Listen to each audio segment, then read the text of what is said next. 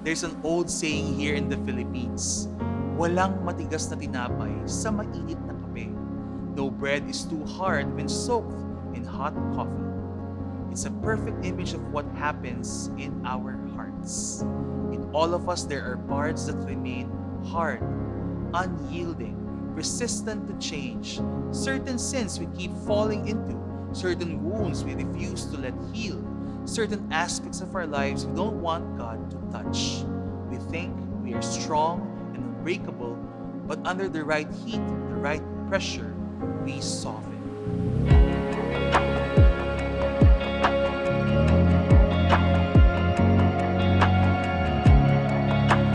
Day 37.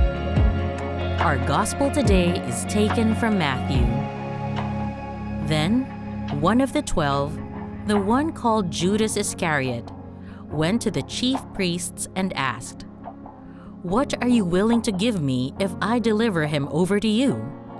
So, they counted out for him 30 pieces of silver. From then on, Judas watched for an opportunity to hand him over. We all know the story of Judas, the betrayer, the traitor, the one who sold Jesus out for 30 pieces of silver.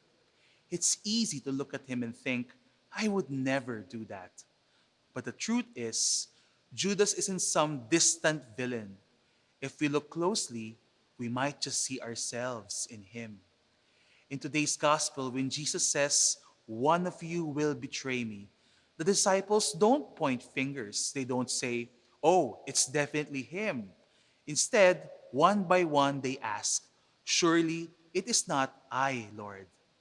Why the sudden self reference? Because deep down they know they are just as capable of failing him. And we are too. It's so easy to paint Judas as a purely evil other, one so distant and alien from ourselves.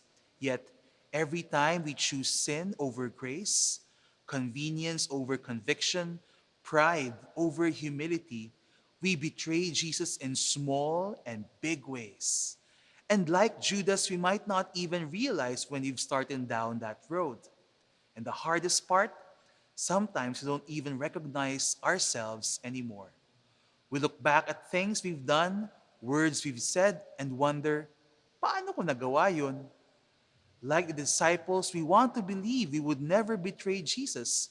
But when faced with pressure, fear, or temptation, we fail him again and again. There's an old saying here in the Philippines, walang matigas na tinapay sa mainit na kape. No bread is too hard when soaked in hot coffee. It's a perfect image of what happens in our hearts.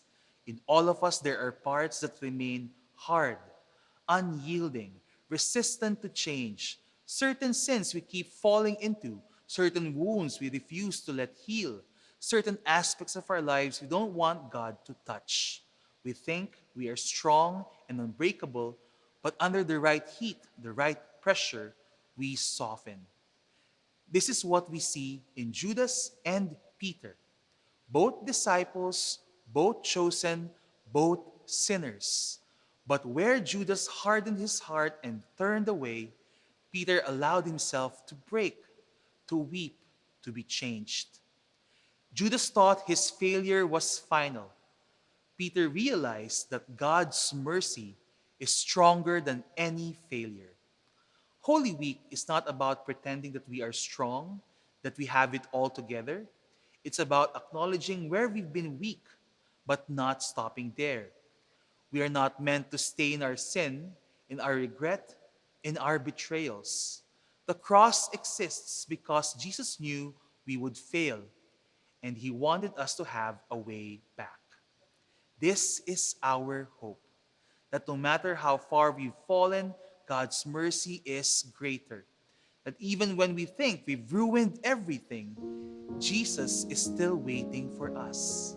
That even when we struggle to forgive ourselves, He already has. We always have a choice. We can be like Judas, who walked away, or Peter, who returned. So today, as we walk toward the cross, let's bring everything. our sins, our betrayals, our weaknesses to Jesus.